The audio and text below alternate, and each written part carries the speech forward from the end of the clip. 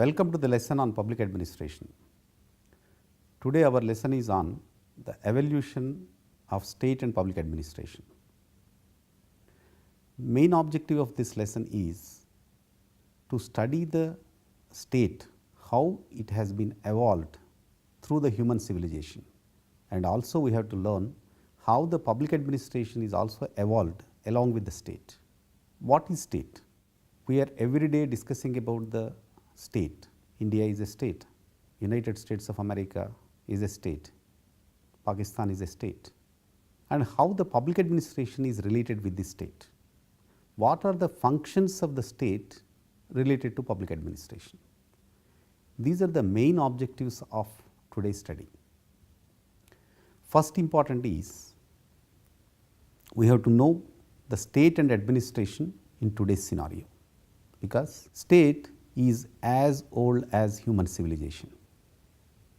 How far this state is going to be useful for the humanity and what type of changes are occurred in the state. At the same time, to understand the role of state in developing countries, the world is divided into two parts: developed world, developing world. Developed world, yes, United States of America, Britain, Germany, Japan, like that we are calling developing world. They are highly technologically developed, economically developed, institutionally developed.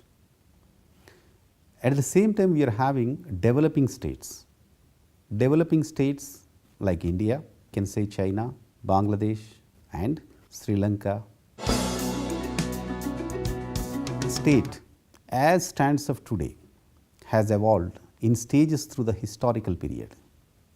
It is regarded as one of the remarkable inventions of the human civilization. As Aristotle rightly said, man is a social animal. By extension, he is a political being and needs an association comprising the most intelligent and elite sections to look after the affairs of the state. Whenever we discuss the state, two important Greek philosophers will occur. One, Plato, another is Aristotle. These both Greek philosophers concentrated the importance of the state, particularly Greek city-state. They have not imagined the whole world as a globe and how the states are going to function. All their writings were related to the Greek city-state. Aristotle, in his book Politics, speculated about the origins of the state, described and assessed the relative merits of various types of government, and listed the obligations of the individual citizen. The whole evolution of the state is related with citizens' duties, responsibilities and the functions of the state and the government. Like Plato, Aristotle supposed that the need for a division of labor is the initial occasion of the formation of a society whose structure will be modelled upon that of the family. Aristotle, believed to be the author of the Constitution of Athens, in which the abstract notion of constitutional government is applied to the concrete life of a particular society. Aristotle also drew a sharper distinction between morality and politics than Plato had done. Although a good citizen is a good person, on Aristotle's view, the good person can be good even independently of the society. A good citizen, however, can exist only as a part of the social structure itself, so the state is in some sense prior to the citizen. Depending on the number of people involved in governing and the focus of their interest, Aristotle distinguished 6 kinds of social structure in 3 pairs. 1. A state with only one ruler is either monarchy or a tyranny. A state with several rulers is either an aristocracy or an oligarchy. And a state in which all rule is either a polity or a democracy. See, this is what the root cause of the present democracy in the Aristotle writings. A state in which all rule is either in a polity, citizens, elite, a good citizens, institutions, then a democratic system where the people are participating in the government, or a king or a ruler follows the rules and regulations. These were identified by the Aristotle in his book. In each pair, the first sort of state is one in which the rulers are concerned with the good of the state, while those of the second sort of those in which the rulers serve their own private interest. This modern state consists of the various organs of the governance, such as executive, judicial, legislative branches, and the central, regional and local governments with various departmental undertakings and agencies. The nature of state: democratic, dictatorial, theocratic, totalitarian and monarchic, defines the relationship between citizens and the instruments of governance, and it is also shaped by rules, enforceable laws, the machinery of enforcement and norms. We are having a different type of organs in the state. We have an executive, that is an administration. We have a judicial, that is a court. We have a legislature, like a parliament and assemblies. At the same time, we have a central government, state government and the local governments. Present state, that is modern state, it operates in a world of competing states. The state often consists of not just one government but also many. There is a central government, and if the country is even moderately large, there may be state, district and local governments. Cities, towns and villages, each with its local government, differentiated as the state is functionally, vertically, institutionally and regionally. The state also tries to remain an organic whole. The present modern state, as we are discussing now, it is not one government. Take Britain. The Britain central government is powerful, local governments are powerful. Because the countries are very small, the provincial systems are not there. Take America. The country is divided by the states. That's why they call United States of America. There are 50 states are there, another one district. So American government, American constitution differs. Take in India, we have central government is powerful, state governments are powerful, local governments are there at the district level, we call Jilla Parishad. Town level we are calling municipality, city level we are calling municipal corporation, village level we are calling Gram Panchayat. Each and every tier of this government having a different functions. Along with this, we have a different type of institutions. As a student, you know, we have a public service commission, we have a municipality. The whole activity of the government through different type of institutions is running every day and controlled by the central government. Now we will come to the important aspect of state and administration. The 19th century was much more important when it came to the viability of the state forms. There were three basic forms then: one, democracy; two, feudal state; three, colonial state. The 20th century has greatly escalated the mortality of state forms along with a dramatic expansion of the functions of the state. Whenever we take about 19th century and 20th century, there is a sea of change of understanding of the state. By the time of the 20th century, there is a lot of change after the Second World War. More than 140 countries got an independence after the Second World War.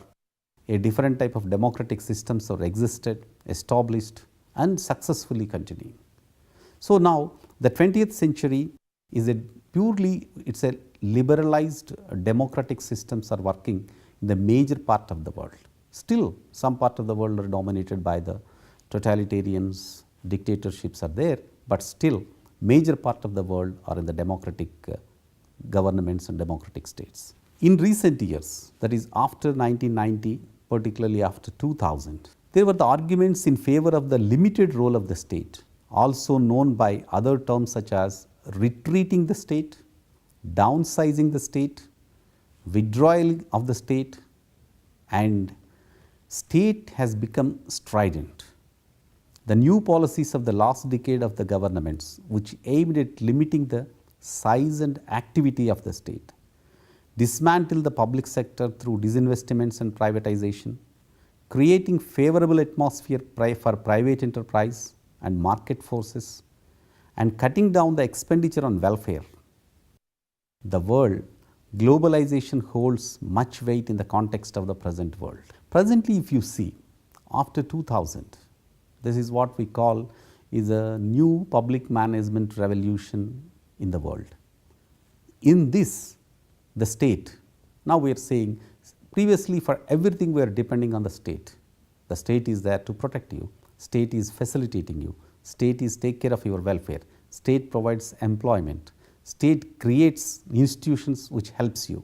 State runs the business in the name of public sector and give the cheaper items to you. These were the stories up to 1990, facts up to 1990. Now, after 1990, we are talking retreating government, downsizing government, let's reduce the bureaucracy. We are withdrawing from the various welfare functions. This has become a domination that is called we are downsizing, withdrawing government.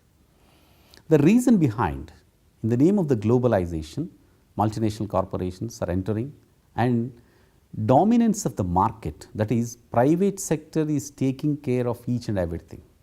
In the post-Cold War era, the situation of the world has changed considerably. The world today commonly referred as a global village owing to its apparent smallest brought about by improved means of communication. In this global village, the most crucial phenomenon is globalization, which means a situation which contains aspect placed beyond national or localized interest in the international platform. Through globalization caters to a variety of fields, its most repercussion has occurred in the field of economics. You might have heard the word called global village. Why we are calling the word a global village? Because number one, invention of internet, the world has come a small. You can contact a person in New York within a half second sending an email. He replies you back within a half minute stating that he is doing this, he is whatever you want. Like this, because of information and communication technologies, all over the world it has become a global village. In this global village, one of the important aspects is communication. Another important aspect is because of global economics and world market. For example, made in China items are available here. Made in India items are available in America. So you can identify some of the things in India, made in China, made in Indonesia. So like that world has become a simple global market. This is because there has been a distinct division between economically developed and economically underdeveloped countries in the world in the post-colonial era. In order to overcome this economic disparity, cumulative efforts of the entire world, especially that of the developed countries, required. The trend towards the evolution of a global society is generally thought of economic terms and in terms of revolution in communication and technologies. Now, we will enter into another part of our lesson, that is role of state in developing countries. The modern state undertakings bewildering variety of activities such as lawmaking, defense of territory, taxation, justice, public order, macroeconomic management and enforcement of the laws of the land. There is a whole slew of welfare oriented activities including medical care, income, supplements for the indigent, social security, etc., which the government commonly provide. The developmental state carries on even more activities encompassing the administration of various developmental missions like adult literacy, integrated rural development, creation of infrastructure to provide inputs to farmers for improving meager yields, the creation of industrial estates, promotion of non-traditional exports, etc. The 20th century has seen a huge escalation of the expectations of the people from the state and thus stretched thin the capacity of the state to respond. All over the world, the state has grown. Its activities have become more diverse, and since the primary instrument of the state has been bureaucracy, the potential for various forms of bureaupathology has increased. The successes raise hope that the modern state is governable and that the state bureaucracy can be made much more efficient, responsive to the needs of the public and development vision of the country. Now, the state in developing countries is having about traditional functions. With the possible exception of social security, the fastest growing area in public administration is in the traditional activities that government have always carried out, principally because the nature of the functions has been transformed. Health, social security and other things we can keep it aside, but there is a fast growing area in public administration is that traditional activities of the government. What are these traditional activities? The first important area is relations with other countries. A century ago, external relations was relatively simple affair. conducted directly between visiting statesmen or delegated to resident ambassadors who exercised personal diplomacy in the few states that counted in the international arena.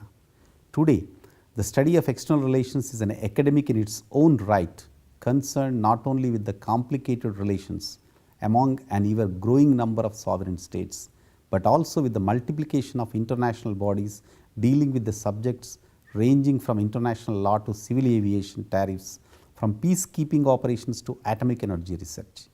Before industrialization, the maintenance of law and order was largely a local affair, except for disorders that threatened to get out the hand when the militia would be brought in. But since industrialization, civil police forces have grown with a separate discipline of criminology and law enforcement to cater to their needs. Law courts have been elaborated and differentiated, and a separate system of administrative law has been established. The first, law and order. A citizen, his opinions depends upon how the law and order maintains in a state. Then he says the state is good or bad. And we say, even we quote all the time, Mahatma Gandhi says, even in a midnight a woman is walking on the roads. His vision is that it has to be happen like that. So the first important aspect for the citizen is maintenance of the law and order. Second is security. Less than 2 centuries ago, wars were largely fought between small mercenary armies which expect for heavy armor, largely equipped themselves and lived off the land, taking loot as their payment and leaving few battle injured.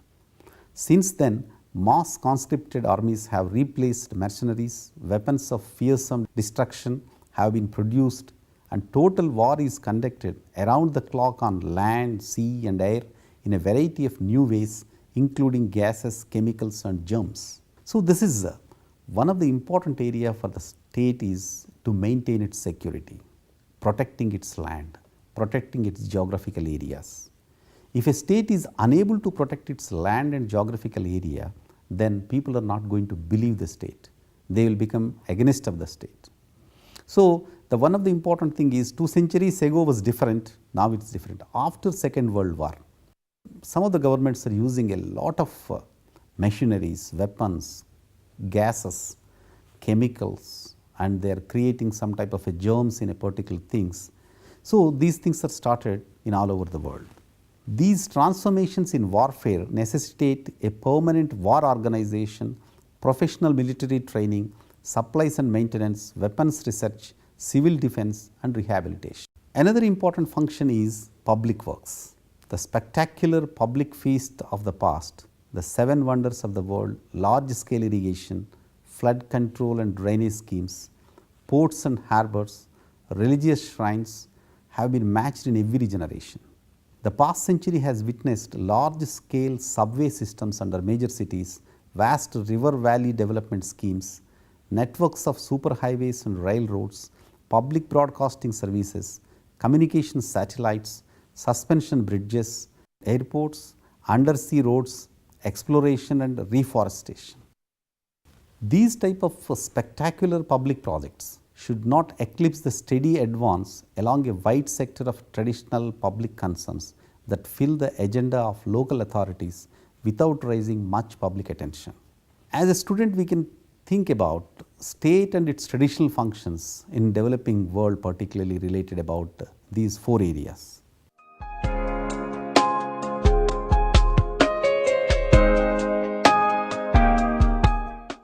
Dear students, so far we have observed how the evolution of state has taken place in the human civilization and the role of state in developing nations. To broadly summarize, state is an important innovative institution by the human beings. What is state? Simply, a state represents 4 important things. 1, people, another is place, government and sovereign government, sovereignty. These are the 4 important elements of the state. This was we discussed in an elaborative form, in a different form actually, but to summarize, state means these are the 4 important things. 1. 2, states having a different type of a factors. For example, a different type of a nature of the state exists in the world. For example, totalitarian, dictatorship, a democratic, theocratic, a different type of states emerge in the world, is already existing in the world. Another important area is developing states public administration is basically related about number one, how they are maintaining diplomatic international relations with other countries. Number two, how the law and order is maintained in the country. Number three, how they are protecting their country. Number four, how the important welfare activities has going to be taken place in the people.